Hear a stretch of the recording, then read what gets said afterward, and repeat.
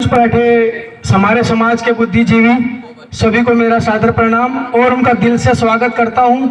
ये जो प्रोग्राम हम शुरू कर रहे हैं बड़े दिल और दिमाग से, जो हम 15 दिन से 20 दिन से गांव-गांव में जो तैयारियां हो रही हैं, और स्पेशली स्वामी जी को मैं धन्यवाद बोलना चाहता हूं कि वो देवनगरी छोड़ के पॉल्यूशन नगरी में हमारे बीच हर साल आते हैं।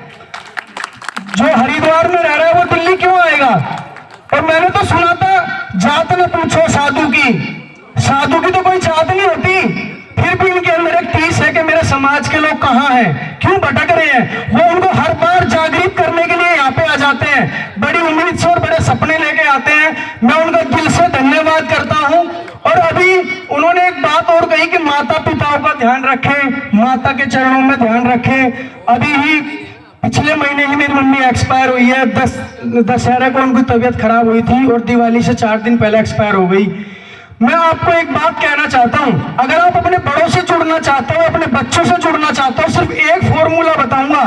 अगर आप उसको घर में कर लोगे ना तो आप अपने बच्चों के भी चाहते रहोगे, अपने बड़ों के भी चाहते रहोगे। मैं अक्सर अपनी माँ से अपने बर्थडे पे ये पूछता था, माँ जैसा तू चाहती है क्या मैं वैसा हूं?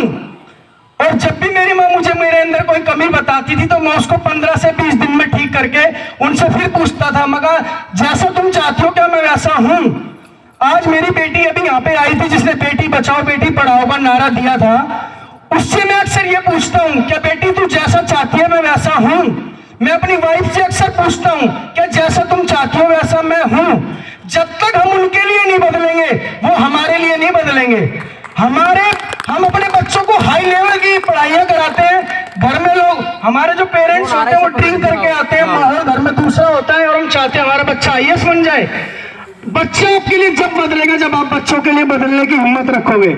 रही बात इस समाज की, ये प्रोग्राम क्यों होता है? अभी गौरव भाई ने बताया था कि ये प्रोग्राम होता क्यों है, ये क्यों का क्वेश्चन।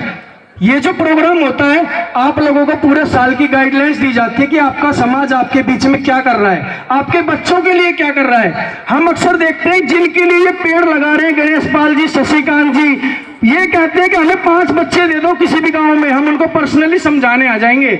पर आज तक हमें किसी गांव में किसी का कोई ऑफर नहीं आया कि 10-5 बच्चे बिठाए हो। हमारा खुला चैलेंज रहता है हर बार हर मंच पे कि 10-20 बच्चे अगर वो यहाँ नहीं आ सकते, हम उनके गांव में जाके, उनके घर पे जाके, उनकी चौपाल में बिना चाय पानी पिए उनको कन्विंस करेंगे, उनको मार्गदर्शन करेंगे और उनको अपने साथ जोड़ेंगे और आगे की रास्ते दिखाएंगे। पर आज तक किसी गांव से हमारे पास कोई ऑफर नहीं आया है, आज फिर। और रही बात, अभी स्वामी जी ने बोला था कि इनके आश्रम में, आज स्वामी जी पिछले 4-5 सालों से यही बोलते आ रहे कि मेरे आश्रम में आओ। आज तक हमारे समाज के कोई 10-5 बच्चों को लेके नहीं गया। वो कह रहे हैं उनको योगा सिखाएंगे, सारी चीजें सिखाएंगे, पर आज तक दिक्कत यहाँ आ रही है कि सबको पता है समाज क्या कर रहा है पर लोग आगे नहीं आ रहे। ये बड़ी तकलीफ की बात है। आपको क्या लगता है इस वाटिका में क्या पैसा नहीं लगता? शशिकांत बाबू अपनी इतनी बिजी लाइफ में से हमारे लिए टाइम निकालते हैं, हम इनको दिन रात कभी भी फोन कर लें हमें बोलते हैं कि कहाँ पे आना है, चाहे 4 लोग आए। शशिकांत जी सबसे पहले, गणेश पाल जी हमारे, वो श्याम सुंदर जी, श्यामलाल जी, कितनी उम्र हो गई है इनको और क्या चाहिए? इनको कोई ट्रॉफी नहीं चाहिए, ये इनको टीस है। स्वामी जी को क्या है? टीस है कि मेरे समाज के बच्चे कहाँ भटक रहे हैं।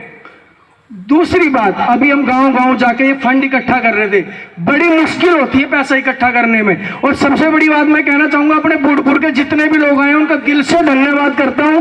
जिस घर में हमने इस प्रोग्राम के बारे में बताया उन्होंने हमें चाय भी पिलाई, खाना भी खिलाया, पानी भी पिलाया और मुंह मांगे पैसे दिए। बोलो बेटा, कह रहे थे तुम बहुत अच्छा काम कर रहे हो, हमें बताओ कहाँ खड़े होना है, जितने पैसे चाहिए ले जाओ।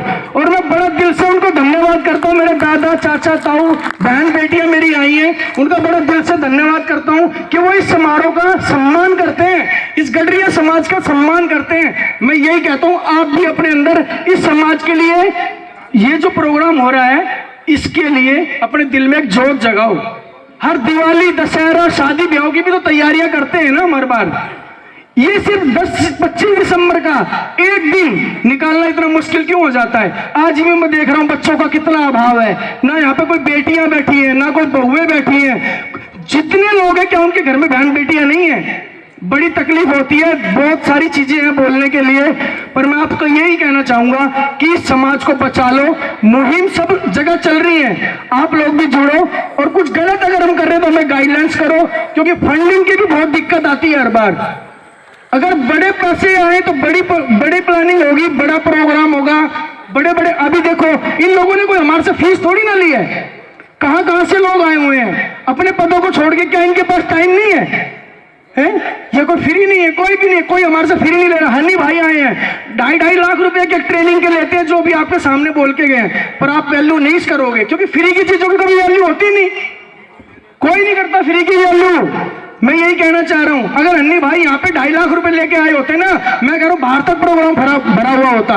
अपने लोगों की कदर करो और अपने समाज की कदर करो। जय अल्लाह भाई होलकर, जय हिंद, जय भारत।